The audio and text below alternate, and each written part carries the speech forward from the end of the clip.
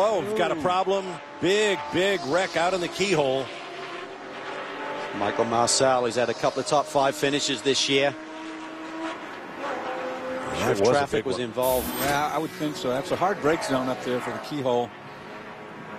And you normally, if you get it wrong, you usually just go straight off. Full course first one of the event. Marsal was running in 13th, just outside the top 10 in this packed field.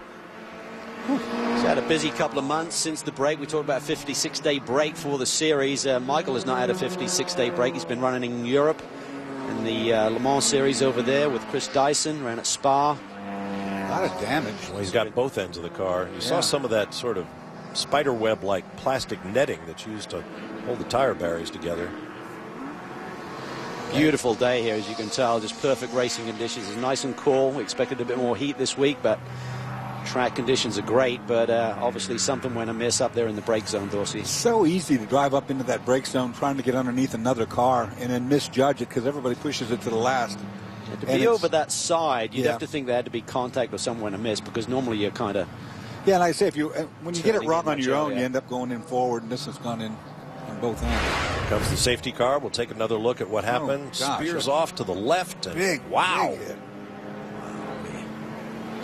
You know, couldn't tell what instigated that. We kind of caught it. But he turned. I mean, he turned so hard, it's almost like he got clipped. Yeah. But there's not any back end on the car to prove that right now. You know, the fans up on the hill enjoying a good day. This car's not. Let's take one more look at that. We'll show all the video we have. See if we can figure out. Well, somebody had to have turned him. I don't see any cars behind him, though. It looked like he may have looked to the inside of the other Aston. The only other explanation for that turn like that is mechanical, though, you know. Because Monte Calvo is the car, the Aston directly in front of him at that point. Right. So I don't know if Michael looked to the inside and maybe dropped some wheels on the dirt, Dorsey, but... Boy, it's hard to say. I mean, you can't conclusively say. He speared upward, as you see him walking away from the car, upward into the tire barrier, which helped keep the car on the ground. Otherwise, he might well have been up into that fence.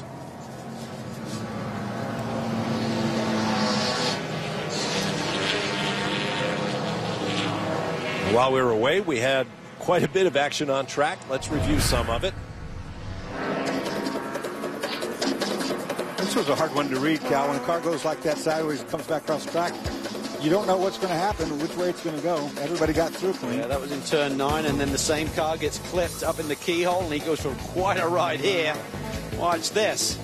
Keeps his foot in it. I think he's trying to get a payback. But goes straight across the racetrack.